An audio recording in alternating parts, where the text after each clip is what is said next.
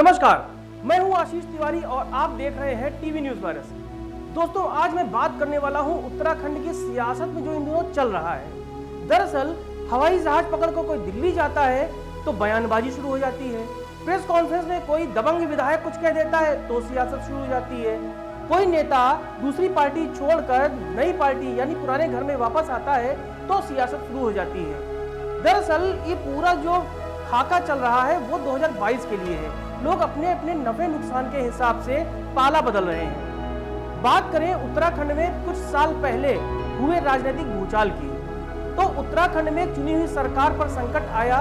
9 बागी विधायक कांग्रेस से भाजपा में रातों रात चले जाते हैं। आस्था, झंडा, डंडा और नेता उनके बदल जाते हैं। सरकार गिरती है, राष्ट्रपति शासन लगता है, फिर कोर्ट का दखल होता है, सरकार फिर से बहाल होती है और फिर हरीश रावत सत्ता से बाहर हो जाते हैं। भाजपा सत्ता में वापसी कर लेती है। 2022 का चुनाव है और मैं इसलिए बात कर रहा हूं कि अभी 2-3 दिनों से उत्तराखंड में जो कुछ चल रहा है बेहद दिलचस्प है। जनता वोट देती है ये सोचकर कि उसके क्षेत्र का जनप्रतिनिधि यानी पार्टी नहीं, जनप्रतिनिधि वो 5 साल तक उनके बीच काम करेगा, उन जनहित के मुद्दों को उठाएगा, जो उसके वादे उसे पूरा करेगा। लेकिन ये सियासत है हुजूर, यहाँ पर तो निजी स्वार्थ हावी है। अब 2-3 दिनों के घटनाक्रम को ले ले तो एक कैबिनेट मंत्री जो भाजपा में थे वो कांग्रेस में वापस आते हैं ये कहते हुए कि उनसे गलती हो गई और वो सुकून महसूस कर रहे हैं। नाम है यशपाल आर्या और उनके पुत्र नैनीताल से विधायक हैं संजीव आर्या। इसके बाद कांग्रेस में भी कई धड़े बढ़ गए। प्रीतम सिंह, हरीश रावत और तमाम छोटे बड़े नेता ये कहने लगे ये हरीश रावत की जीत है, ये प्रीतम सिंह की जीत है, दलित चेहरा ले आए। उसके बाद से उमेश शर्मा काऊ हुए, या फिर आप ले लीजिए जो प्रणव सिंह चैंपियन है उनको ले लीजिए, हरक सिंह रावत को ले लीजिए।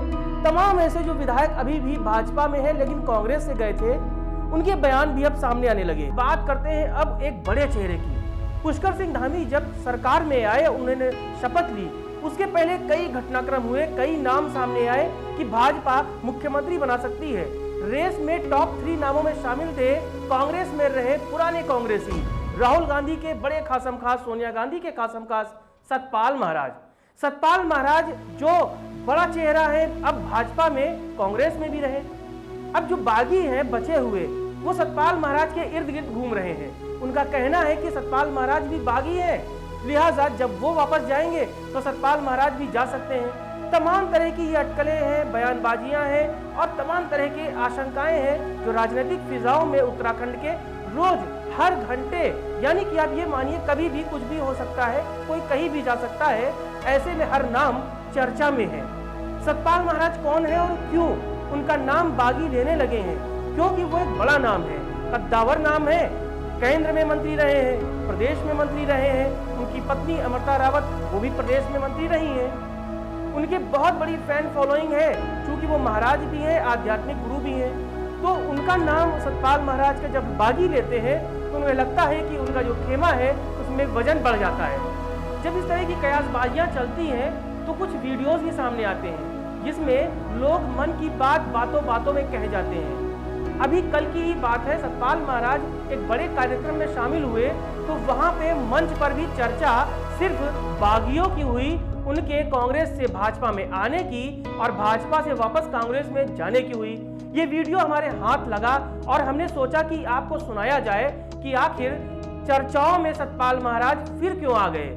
क्या कांग्रेस में वापस जाएंगे तो मुख्यमंत्री का चेहरा होंगे, और अगर भाजपा में वफादारी से इसी तरह से प्रधानमंत्री नरेंद्र मोदी, अमित शाह, जेपी नड्डा के साथ खड़े रहे तो भाजपा 2022 में उन्हें अपने मुख्यमंत्री का चेहरा बना देगी। हालांकि 2022 आते आते कम से कम ये मान के चलिए कि आपको चौंकाने वाले कई ऐसे फैसले नेताओं के मिल जाएंगे देखने को, सुनने को, जो फैसला करेंगे कि 2022 में किस नाव में कितना वजन है, कौन सी नाव पार हो जाएगी और कौन सी नाव सियासत के इस भंवर में डूब जाएगी। ये वीडियो देखिए और आशीष तिवारी को दीजिए इजाजत।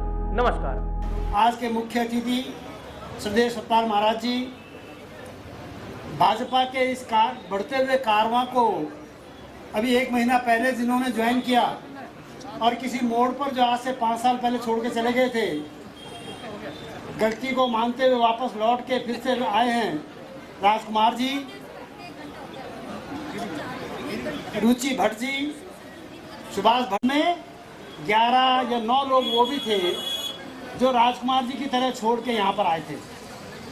आप लोगों को केवल इतना याद दिलाना चाहता हूँ कि संदेश निवेदन आप मुझे करना चाहता हूँ, सतपाल महाराज जी 2017 में कांग्रेस छोड़ के नहीं, बल्कि 2014 में जब नरेंद्र मोदी जी गुजरात से हटके दिल्ली में अपनी पहचान बनाने के लिए संघर्ष कर रहे थे, कांग्रेस को छोड़कर उस समय सतपाल महाराज जी ने भाजपा ज्वाइन की थी।